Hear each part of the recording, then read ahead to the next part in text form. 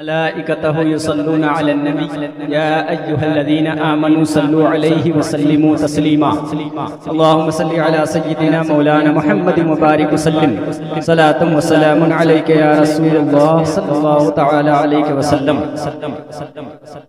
Stage پر رونق افروز علماء کرام بالخصوص پیر طریقت خلیفہ حضور توصیف ملت حضرت علامہ مولانا سید عاقل رضا اظہری مصباحی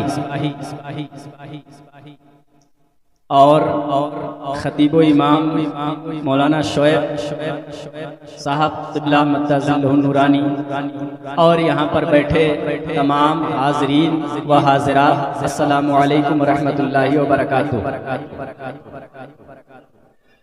اللہ رب العزت کا شکر ہے، اس کی دی ہوئی توفیق سے ہم اور آپ آج جشن خواجہ غریب نواز میں حاضر رہنے کی سعادت حاصل کر رہے ہیں۔ اللہ تبارک و تعالی ہماری اس حاضری کو شرف قبولیت عطا فرمائے۔ معزز سامعین کرام،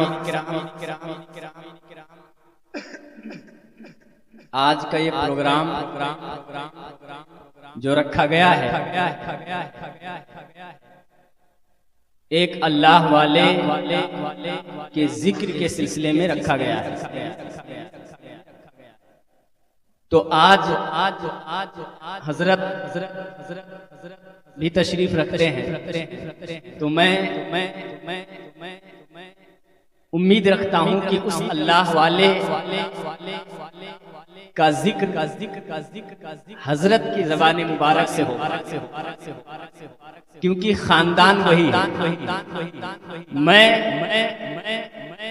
بالخصوص اس اللہ والے کے مشن پہ تھوڑی دیر بات کروں گا، اور بالعموم اس اللہ والے کا بھی تذکرہ آج ہمارے بہت ہی قریبی دوست جناب افتخار صاحب قبلہ وہاں بیٹھے ہوئے ہیں۔ میں ان سے گزارش کروں گا کہ ٹھنڈی ہے تو بھیڑ میں آ جائیں تو اس سے محفوظ رہیں۔ جی اب بہتر ہے، بالکل تنہائی ایسا لگ رہا تھا کہ یہ کسی دوسرے گولے سے آئے۔ ایک بار آپ لوگ جھوم جھوم کر نبی اور آل نبی کے نام پر درود پاک کا نذرانہ پیش کریں۔ اللہم صلی علی سیدنا مولانا محمد مبارک وسلم صلاۃ و سلام علیک یا رسول اللہ صلی اللہ تعالی علیہ وسلم۔ بہت ہی خاموشی کے ساتھ اور بہت ہی دل لگا کر اور اپنے دل کی دنیا کو اجاگر کر کے اور کانوں کی سماعت کو کھول کر کے چند منٹ ہماری گفتگو کو بغور سماعت کریں۔ انشاءاللہ تبارک و تعالی کچھ آپ ضرور لے کر کے جائیں گے، نہ ہلہ نہ شور اور نہ کچھ۔ ہاں آپ کو اچھا لگے تو بطور تبرک اور بنیت ثواب آپ سبحان اللہ بول سکتے ہیں۔ اللہ تبارک و تعالی ہمیں حق بولنے اور حق پر عمل کرنے کی توفیق و رفیق عطا فرمائے۔ ایک بار اور درود پاک پڑھ لیں۔ اللہم صلی علی سیدنا مولانا محمد مبارک وسلم صلاۃ و سلام علیک یا رسول اللہ صلی اللہ تعالی علیہ وسلم۔ معزز سامعین کرام، دنیا بہت سارے لوگوں کا کہنا ہے کہ دنیا امتحان کی جگہ ہے، یعنی جب تک انسان دنیا میں ہے تب تک وہ امتحان دے رہا ہے، اور جب اس کی آنکھ بند ہوئی تو اس کا نتیجہ سامنے آئے گا۔ یہ بات کما حق تو نہیں، کچھ پرسنٹ درست ہو سکتی ہے، لیکن میں کہتا ہوں دنیا امتحان کی جگہ نہیں ہے، دنیا امتحان کے تیاری کی جگہ ہے۔ یعنی انسان دنیا میں آیا ہے اس امتحان کی تیاری کرنے کے لیے جو امتحان اسے قبر میں دینا ہے، جو امتحان اسے حشر کے میدان میں دینا ہے۔ اسی وجہ سے انسان پر اللہ تبارک و تعالی نے قبر میں جاتے ہی 3 سوال کا جواب دینا لازم قرار دیا ہے۔ اور پھر جب وہ بندہ ان 3 سوال کے جواب دے دیتا ہے تب اس سے 4 سوال اس کے علاوہ کیے جاتے ہیں جو حشر میں کیے جاتے ہیں۔ اللہ وہ 3 سوال جو انسان کے لیے لازم ہے وہ کون سے سوال ہیں؟ اللہ فرماتا ہے ان میں پہلا سوال یہ ہے کہ تیرا رب کون ہے؟ پہلا سوال کیا ہے؟ تیرا رب کون ہے؟ دوسرا سوال ہے تیرا دین کیا ہے؟ اور تیسرا سوال ہے اس بندے کے بارے میں کیا کہتا تھا جس کا چہرہ قبر میں آپ کو دکھایا جائے۔ میں آپ سے ایک سوال کرنا چاہتا ہوں کہ بظاہر یہ تینوں سوال بڑے آسان لگتے ہیں کہ یار ان 3 سوال کا جواب تو انسان دے ہی لے گا۔ کون نہیں دے سکتا کہ میرا رب اللہ ہے؟ کون نہیں بتا سکتا کہ میرا دین اسلام ہے؟ کون نہیں بتائے گا کہ اس نورانی چہرے والے کا نام کیا ہے؟ مگر اس وہم میں آپ نہ رہیں کہ یوں ہی آپ ان 3 سوالات کے جواب دے دیں گے۔ کیوں نہیں دے پائیں گے اور یہ سوالات مشکل وہاں کیوں ہو جائیں گے؟ اس کی وجہ اور اس کے تجزیے پر اگر ہم غور کرتے ہیں تو میں یوں آپ کو سمجھاؤں گا کہ دنیا میں جب تک انسان رہتا ہے تب تک دل اس کی زبان کے مخالف بھی ہوتا ہے، اس کی زبان کے مطابق بھی ہوتا ہے۔ یعنی کبھی کبھی ایسا ہوتا ہے کہ انسان بولتا کچھ ہے اور دل میں اس کے کچھ ہوتا ہے۔ کبھی کبھی ایسا بھی ہوتا ہے کہ انسان کا دل اس کی زبان کے مطابق ہوتا ہے۔ اس کی مثال اگر میں یوں دوں تو اگر آپ 12 بجے رات یا 10 بجے رات کو آپ تھکے کام کر کے اپنے گھر آئیں اور گھر میں آ کر کے آپ آرام سے ہاتھ منہ دھل کر کے کھانا تناول کرنے کے لیے دسترخوان لگا دیں اور اسی وقت آپ کے کمرے پر آپ کے دروازے پر کوئی آ کر کے دستک دے اور کہے فلانے ہو، کیا کہے؟ فلانے ہو، تو اس وقت آپ کے دل سے یہ بات نکلے گی کون آ گیا یار؟ دن بھر تھکا تھا، کھانے کے لیے بیٹھا، لوگ کھانا بھی نہیں صحیح سے کھانے آئے گی بات دل میں۔ لیکن جب آپ دروازے پر جائیں گے، جب آپ دروازے پر جائیں گے تو اس وقت آپ دروازہ کھولیں گے، ارے فلاں صاحب آئیے، کیا کہیں گے؟ آئیے، کیسے آنا ہوا یا کیسے آنا ہوا جناب؟ تو یہاں جب آپ کو دستک آپ کے کانوں تک پہنچی تھی تو اس وقت تو آپ کے کان میں اس دستک کو سن کر یہ کہا تھا یار کھانا بھی صحیح سے نہیں کھانے دیں گے۔ لیکن جب آپ وہاں دروازے پر پہنچے تو پھر آپ زبان سے بول رہے ہیں آئیے نا، دل میں ہے کہ کیا ہے کہ نہیں آپ 10 بجے آ گئے، مگر زبان سے کچھ اور نکل رہا ہے۔ میں بتانا یہ چاہتا ہوں کہ دنیا ایک ایسی جگہ ہے جب تک آپ کی سانس چل رہی ہے دنیا میں تب تک آپ کی زبان آپ کے دل کے مطابق بھی ہوگا، آپ کے دل کے مخالف بھی ہوگا۔ لیکن جب آپ قبر میں جائیں گے، قبر میں جب آپ پہنچیں گے تو اس وقت آپ کی زبان آپ کے دل کے مخالف نہیں ہو سکے گی، نہیں ہو سکے گی۔ یعنی اگر آپ کے دل میں رب ہے تو زبان بھی رب بولے گی، اگر آپ کے دل میں نفاق ہے تو زبان سے آپ کیسا بھی بولے دل کھڑی ہو جائے گی، کہے گی یہ جھوٹا ہے۔ سیم یہی کنڈیشن ہوگی کہ جب آپ سے فرشتے پوچھیں کہ بتا تیرا رب کون ہے۔ تو اگر آپ دنیا میں یہ ترانہ گاتے رہتے تھے کہ میری کسانی ہی میرا رزق کا ذریعہ ہے، میرا بزنس ہی میرے روزی کا ذریعہ ہے، اگر میں بزنس نہیں کروں گا تو پھر میں مر جاؤں گا، اگر میں فلاں رشتہ دار کو نہیں مناؤں گا تو پھر میرا کوئی چارہ کار نہیں ہوگا، میں روزی روٹی نہیں کما سکتا۔ یہاں تک کہ آپ نے جب نماز کا وقت ہوا تو چھوڑ کر کے آپ اپنے روزی روٹی میں لگ گئے۔ آپ کو جب کوئی ایسا کام آیا جس کے ذریعے سے دین کا کام ہو رہا تھا اس کو چھوڑے اور اپنی رشتہ داری میں چلے گئے۔ آپ کو جب کہا گیا تھا کہ سب کچھ مارنے والا رب ہے، جلانے والا رب ہے، روزی دینے والا رب ہے، حتیٰ کہ کہ آپ کی زندگی کے تمام معاملات کا مالک رب ہے، تب آپ نے کہا تھا نہیں میرا تو یہ ہے، میرا تو یہ ہے، میرا تو وہ ہے، اس کو نہیں چھوڑ سکتا کیونکہ یہ ناراض ہو جائے گا۔ اس کی ناراضگی میں آپ نے رب کو چھوڑا تھا۔ اس وقت جب آپ قبر میں جائیں گے اور فرشتے آپ سے کہیں گے کہ بتا تیرا رب کون ہے، تب وہاں آپ کہو گے میرا رب اللہ ہے، تو اس وقت آپ کا دل کھڑا ہو جائے گا یہ مکار ہے، یہ دنیا میں رب کا نام نہیں لیتا تھا، آج یہ رب کا نام لے رہا ہے۔ بتائیے تو اس وقت آپ کیا جواب دیں گے؟ جھوٹے ہو گئے۔ اگرچہ آپ کہنا چاہتے ہوں گے کہ نہیں میرا رب اللہ ہے، مگر اس وقت آپ نہیں کہہ سکتے۔ کیوں؟ کیونکہ زبان مخالف نہیں ہو سکتی۔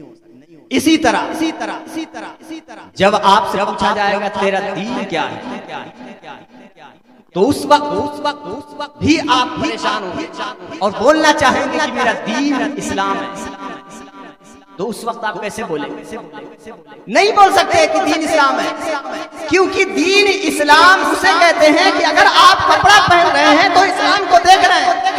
اسلام ہمیں پہننے کا حکم کیا دے رہا ہے؟ انگریزوں کا لباس پہننے کا حکم دے رہا ہے یا علماؤں کا لباس؟ اگر آپ شادی کر رہے ہیں تو پھر آپ کو اسلام دیکھنا پڑے گا کہ اسلام ہمیں شادی میں کس کام سے منع کر رہا ہے، کس کام کا حکم دے رہا ہے۔ اگر آپ ختنہ کر رہے ہیں تو آپ کو دین دیکھنا پڑے گا۔ اگر آپ مسلمانی کروا رہے ہیں، عقیقہ کروا رہے ہیں، اپنے گھر کا کوئی بھی فنکشن کروا رہے ہیں، تو آپ کو اسلام دیکھنا پڑے گا کہ اسلام ہمیں کیا حکم دیتا ہے۔ آپ نے پوری زندگی اسلام کے قانون کو نہیں دیکھا، آپ نے دیکھا کیا؟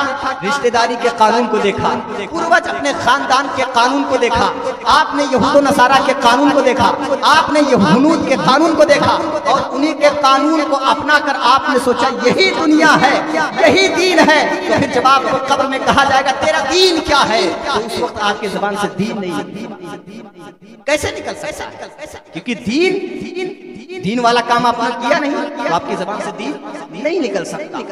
اس لیے آپ کی زبان سے دین جب ہی نکلے گا جب آپ دین پر دنیا میں عمل کریں گے تب۔ اسی طرح اگر آپ سے پوچھا جائے کہ تیرے یہ جو سامنے موجود ہیں یہ نورانی چہرے والا یہ کون ہے، تو اس وقت آپ کیا جواب دیں گے؟ کہ یہ رسول ہے؟ نہیں جواب دیں۔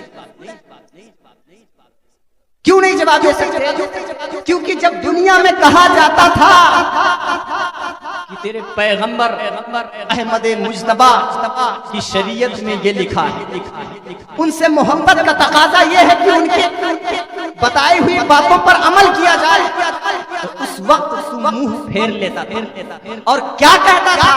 کہتا یہ تھا ارے صاحب ہم سے فرض ادا ہو جائے سنت کہاں ہو گیا، یہ کہتا تھا ارے فرض ہی کم سے کم ادا کر لے سنت کرتے رہیں گے۔ تو جب جن کی سنت کو آپ یہ کہہ کر ٹھکرا رہے تھے کہ مولانا صاحب کم سے کم فرض ہی ادا کر لے سنت کہاں ادا کر سکتے ہیں، اس سنت والے کو قبر میں آپ کیسے پہچان سکتے ہیں؟ پوچھنا چاہتا ہوں۔ جب آپ کو دکھایا جائے گا یہ ہے تب آپ کو اپنی سنتوں پر عمل کام آئے گا۔ حد تو یہ ہے کہ آج کہا جائے یار داڑھی تو لوگ کہہ دیتے ہیں کہ سنت، ارے سنت ہی نہ ہے، سنت ہی نہ ہے۔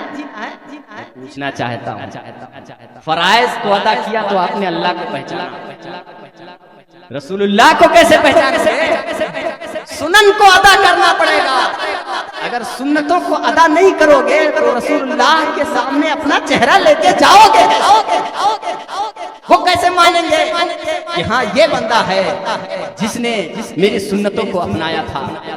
اللہ اکبر۔ ان 3 سوالوں کا جب جواب آپ دے لیں گے تب آپ سے 4 سوال کیا جائے گا۔ 4 سوال، وہ 4 سوال کیا ہوں گے؟ وہ 4 سوال نمبر 1 پہلا سوال یہ ہوگا کہ آپ نے اپنی زندگی کیسے گزاری۔ پہلا سوال زندگی کیسے گزاری؟ دوسرا سوال زندگی کس چیز میں گزاری؟ تیسرا سوال اللہ تعالیٰ نے تجھے مال دیا تو تو نے مال کیسے کمایا؟ اور چوتھا سوال تو نے مال کہاں خرچ کیا؟ یہ 4 سوال۔ 4 سوال ہوں گے۔ ایک یہ کہ زندگی کیسے گزاری، میں آپ سے پوچھنا چاہتا ہوں آپ نے زندگی کیسے گزاری؟ آپ کو پتا ہے یہاں میں سنت کی بات کروں تو میرے خیال میں واقعی میں سنت بہت اونچی بات ہوگی۔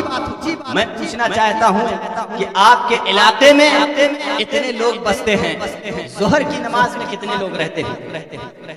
فجر کی نماز میں کتنے لوگ رہتے ہوں گے؟ اب ہی ہم پوچھیں گے تو کچھ لوگ شاید کہیں گے ہاں مولانا صاحب رہتے ہیں۔ کیوں نام لیں گے سب سے پہلے؟ کیونکہ ان کے مائنڈ میں بیٹھا ہوا ہے کہ نماز صرف مولانا کا خاص ہے، نماز تو مولانا پڑھتے ہیں، نماز آئی ہے مولانا کو پڑھنے کے لیے۔ ایسا نہیں ہے، نماز چھوڑنے پر جتنی سزا آپ کو ملے گی اتنی ہی سزا مولانا کو ملے گی۔ نماز کو پکڑنے میں جتنا ثواب مولانا حاصل کرے گا اتنا ہی آپ بھی حاصل کرے گا۔ کسی ایک کنبے کے لیے نماز نہیں ہے، کسی ایک خاص وقت کے لیے نماز نہیں ہے، نماز سب پر ایسے ہی فرض ہے جیسے کہ ہر انسان پر وضو، جیسے ہر انسان پر غسل سیم ہے۔ لیکن ہمارا ٹریڈ بن گیا ہے، ارے یار داڑھی رکھ لیے تب تو آپ کو نماز پڑھنا چاہیے، اگر نماز نہیں پڑھ رہے تو داڑھی کی حرمتی ہے۔ میں پوچھنا چاہ رہا ہوں اگر داڑھی نہیں رکھا ہے تو نماز معاف ہو جائے؟ بتائیے۔ بہت سارا کرتا پائجامہ پہننے لگا تو کہیں گے ارے یار کرتا پائجامہ پہنتے ہو اب آپ کو نماز شروع کر دینی چاہیے۔ تھوڑی سی عمر اس کی زیادہ ہوئی، ارے اتنی عمر ہو گئی آپ کی اب آپ کو نماز شروع کر دینا چاہیے۔ ٹریڈ چل گیا ہے آپ لوگوں کا اور ہمارا کہ نماز یا تو عمر دراز کے لیے ہے، یا تو حاجی صاحب کے لیے ہے، یا تو مولانا صاحب کے لیے ہے۔ اگر وہ نوجوان ہے تو پھر اس کے اوپر نماز نہیں۔ کہاں سے سیکھا؟ آپ کو پتا ہے کہ نماز چھوڑنے پر کیا وعید ہے؟ نہیں پتا ہے، اور پتا بھی ہے تو نظر انداز کریں۔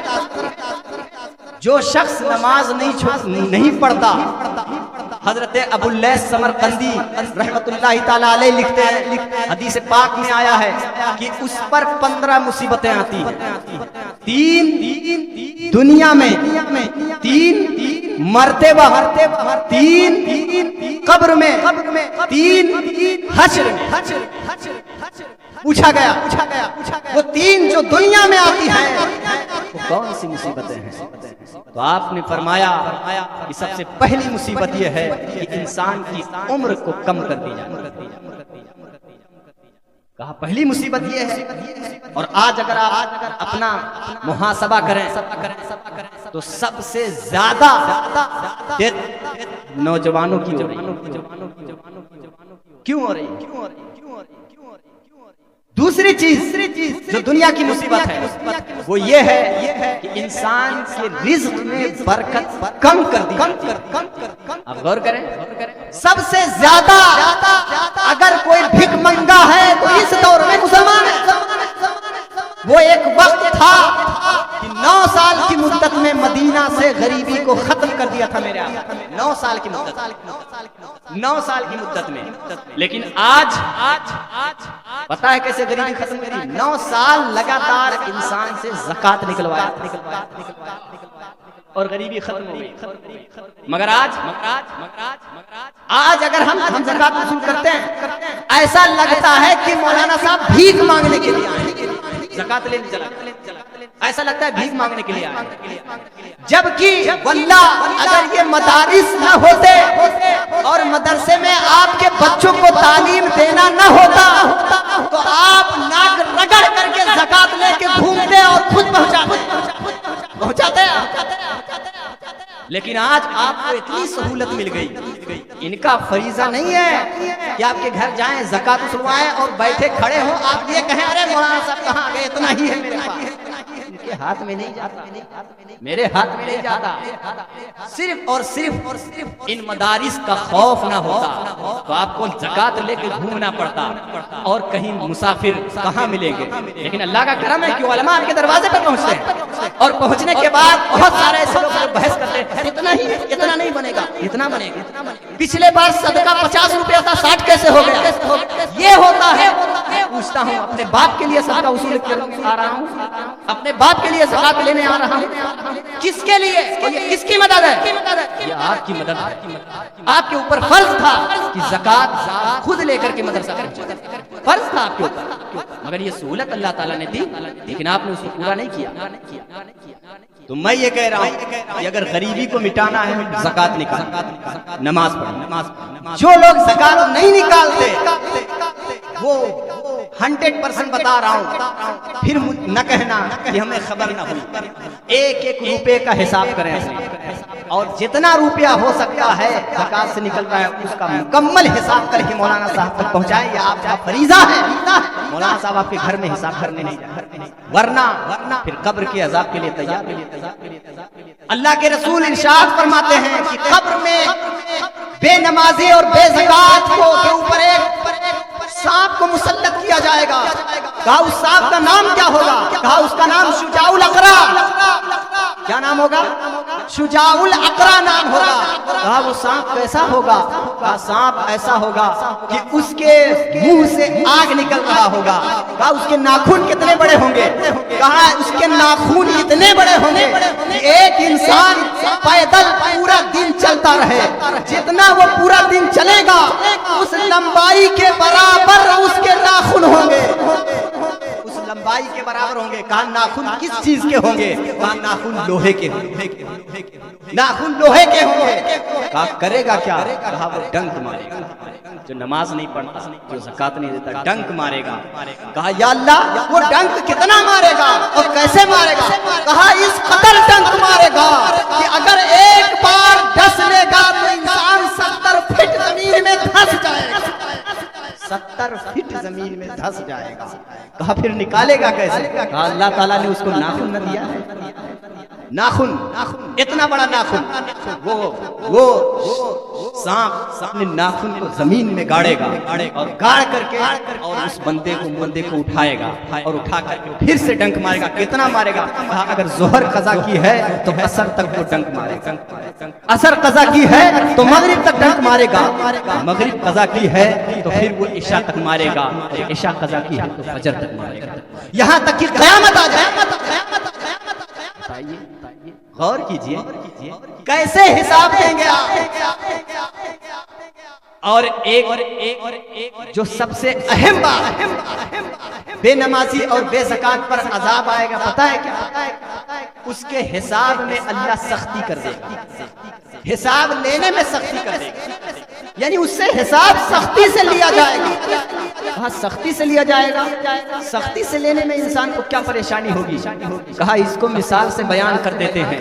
حضرت عیسیٰ علیہ السلام کو سب جانتے ہیں، جانتے ہیں عیسیٰ علیہ السلام، ان کے ماننے والے عیسائی ہیں۔ عیسیٰ علیہ السلام کو جب اٹھایا اللہ تعالیٰ نے تو ان کے ماننے والے ان کو اللہ کا بیٹا کہنے لگے اور ان کی عبادت کرتے ہیں، ان کی ماں کو بھی اللہ کے بیٹے کہنے لگے، یہاں تک کہ دونوں کی وہ پوجا کرتے، عبادت کرتے۔ عیسائی لوگ کل میدان محشر میں اللہ تعالیٰ عیسیٰ علیہ السلام کو کھڑا کر کے ایک سوال کرے گا۔ کتنا سوال؟ ایک سوال۔ اور جانتے ہیں وہ نبی ہے اور نبی معصوم ہوتا ہے، ان سے سوال اس لیے نہیں کیا جائے گا کہ تم نے گناہ کیا ہے، ان سے ایک سوال اتمام حجت کے لیے کیا جائے گا۔ وہ کہتے ہیں کہ ہم کو عیسیٰ علیہ السلام کہہ گئے ہیں کہ میں اللہ کا بیٹا ہوں۔ ان سے پوچھا گا اے عیسیٰ بتاؤ، اے عیسیٰ بتاؤ، کیا تم نے دنیا میں کہا تھا کہ میرے جانے کے بعد میری عبادت کرنا؟ واللہ بتا رہا ہوں اتنا آسان سوال، اور اس لیے نہیں کہ ان کو عذاب دیا جائے، اس وقت عیسیٰ علیہ السلام کے پورے بدن کے ہر قطرے سے، ہر رونگٹے سے خون کے پھوارے اٹھے۔ کیا؟ صرف ایک سوال، اور ان کے پورے بدن سے خون کے پھوارے نکلے۔ اب بتائیے اللہ جس سے سختی سے حساب لے گا اس کے بدن کا حال کیا ہوگا؟ بتائیے، نرمی سے حساب لیا جائے تو بدن سے خون کے پھوارے نکلیں، اور ان بے نمازیوں سے جو نماز کو قضا کرتے ہیں ان سے اگر اللہ تھوڑی سی سختی دکھا دے تو اس کا حال کیا ہوگا؟ اس لیے صرف 10 منٹ، ہر نماز میں صرف 10 منٹ، ہر نماز میں 10 منٹ۔ دنیا کا کوئی کام ہو، اگر آپ کو لگتا ہے یار مجھے قبر میں جانا ہے جو کہ لگنا چاہیے اور نہ لگے گا تب بھی لگنا چاہیے، کیونکہ جانا ہے تو پھر آپ 10 منٹ نکالیں کوئی بھی کام۔ بعض لوگ تو یہاں تک ہے، میں ابھی آج ہی اس بات کو بیان کر رہا تھا اپنے دیوسر میں ایک جگہ پروگرام میں، بعض لوگ اپنی دکانوں کو جمعہ کے دن نہیں بند کرتے، بلکہ ان کا کام یہ ہے کہ وہ ڈیوٹی لگا رہے ہیں کہ آج میرا یہ بھائی گیا ہے نماز پڑھنے تو یہ بھائی دکان سنبھالے گا، اور اس کے بعد یہ بھائی گیا ہے نماز پڑھنے تو یہ بھائی دکان سنبھالے گا، وہ نہیں جائے گا۔ ایسی ڈیوٹیاں لگا رہے ہیں۔ میں نے اب آج تقریر میں کہا کہ وہ بھائی آپ کے قبر میں آپ کو بچانے نہیں آیا، اتنی اہم عبادت اور 2 گھنٹے کے لیے آپ مر جائیں گے، آپ کی روزی بند ہو جائے گی، جبکہ دینے والا وہی۔ اس لیے چاہے دکان ہے، چاہے کھیت اور کھلیان ہو، ہر انسان پر فرض ہے کہ وہ نماز کو اس کے وقت میں ادا کرے، اور اس میں نہیں کرے گا تو اس کی سزا اس کو خود ملے گی، کوئی دوسرا اس کے قبر میں اس کو بچانے نہیں جائے گا۔ تیسرا عذاب جو قبر میں ہو وہ یہ ہوگی کہ اس کے پورے قبر کو آگ سے بھر دیا جائے، پورے قبر کو آگ سے بھر دیا جائے گا۔ سوال ہوگا، میں آپ سے پوچھنا چاہتا ہوں، مئی جون کی گرمی میں اگر آپ ہائی ٹمپریچر میں روڈ پر جب آپ چلتے ہیں تو اس وقت آپ ننگے پاؤں نہیں چل پاتے، روڈ پر ننگے پاؤں نہیں چل پاتے۔ آپ سے پوچھا جائے کیا ہوا، کہا اتنی تیز دھوپ ہے اور یہ جو روڈ ہے یہ جل رہی ہے۔ اس وقت جب آپ کے پورے قبر کو آگ سے بھر دیا جائے گا، اس وقت آپ کا کیا حال ہوگا؟ ایک وقت کے نماز چھوڑ دیں۔ اس لیے میری گزارش ہے کہ اگر اپنے قبر، اپنے حشر کی بقا چاہتے ہیں، اس میں خوشیاں چاہتے ہیں، شادمانی چاہتے ہیں، تو پھر ایک عبادت آج سے آپ ضرور شروع کریں، وہ ہے نماز۔ وہ ہے نماز، صرف 10 منٹ۔ واللہ بتا رہا ہوں، اگر مجھے یقین ہوتا کہ آپ کا پیر پکڑ کر رونے سے آپ آج نمازی بن جائیں گے تو میں جھجک نہ محسوس کرتا آپ کا پیر پکڑ کر، کیونکہ اتنا سخت عذاب ہے، لیکن مجھے یقین نہیں ہے کہ آپ ایسا کریں گے۔ اگر ابھی بھی اس مجلس سے کوئی بندہ ایسا بول دے، میں اس کا پیر پکڑنے کے لیے تیار ہوں۔ اس لیے واللہ خدا کے لیے نماز شروع کر دو۔ اگر دنیا کی کوئی بھی کامیابی چاہتے ہو، آخرت کی کوئی بھی کامیابی چاہتے ہو، تو آج سے نماز شروع کر دو، ورنہ پھر آپ ہوں گے اور آپ کا قبر ہوگا۔ اللہ تبارک تعالی ہمیں نماز پڑھنے کی توفیق و رفیق عطا فرمائے۔ وقت زیادہ ہو گیا، حضرت کا ہی مین خطاب ہونا ہے اور میرا عنوان بھی بہت لمبا ہے، اس لیے میں اپنی بات کو سمیٹ رہا ہوں۔ حضرت خواجہ غریب نواز رحمت اللہ تعالی علیہ، یہ جتنے بھی بزرگان دین آئے، انہوں نے اپنا سب سے پہلا کام یہ کیا کہ اپنے کام یعنی اپنے عمل پر وہ مستحکم رہے۔ سب سے پہلا کام ان کا یہ، یعنی اللہ نے جو احکام ان کو دیے وہ سختی سے کاربند رہے، اور جب یہ کاربند رہے، سختی سے عمل پیرا رہے، تو پھر انہوں نے جو کہا وہ ہو گیا، جو کر دیا وہ ہو گیا۔ اس کا یہی ایک ریزن ہے۔ آپ کو ایک چھوٹی سی مثال دوں، حضرت خواجہ غریب نواز رحمت اللہ تعالی علیہ جب مدینہ سے چلے ہند کے لیے تو راستے میں سب سے پہلے آپ بغداد پہنچے۔ بغداد پہنچنے کے بعد پھر وہاں سے جب انہوں نے بخارا کا ارادہ کیا، اب ہند آ رہے ہیں نا، تو بخارا گئے۔ بخارا اور بغداد کے راستے میں آپ نے دیکھا کہ چند ہنود آگ کے پجاری، آگ کی پرستش کرنے والے بہت بڑا آتش کدہ تیار کر کے اور اس کی پوجا کر رہے ہیں۔ آپ تشریف لے گئے، کہا آپ لوگ کیا کرتے ہیں؟ کہا ہم بہت سالوں سے آگ کی پوجا کرتے ہیں اور ہم اسی کو اپنا خدا مانتے ہیں۔ کہا اچھا، کیا یہ آگ کیوں آگ کی پوجا کرتے ہو؟ کہا اس لیے کرتے ہیں تاکہ دوزخ میں یہ آگ مجھے جلائے۔ کیا کہا؟ اس لیے کرتے ہیں تاکہ دوزخ میں یہ آگ مجھے نہ جلائے۔ کہا اچھا، اس لیے پوجا کرتے ہیں، لیکن ہم الحمدللہ اس رب کی عبادت کرتے ہیں جس رب کے حکم سے یہ آگ بھی مجھے نہیں جلائے۔ یہ یہ آگ بھی مجھے نہیں جلائے گی. کہا ایسا؟ لیکن ہم اگر آگ پکڑیں گے تو ہم کو جلا دے گی. آپ نے فرمایا کہ یہ آگ مجھے نہیں، اگر میں اپنی جوتی ڈال دوں تو یہ میری جوتی کو بھی نہیں جلا سکتی. اور اس وقت حضرت خواجہ غریب نواز نے اپنی جوتی مبارکہ کو ڈالا اور آگ اس کو نہ جلا سکی. اور پھر وہ تمام لوگ کلمہ پڑھ کے اور حلقہ بگوش. کیا تھا؟ ایک بندے کی جوتی بھی آگ نہیں جلا پائی. کیا تھا؟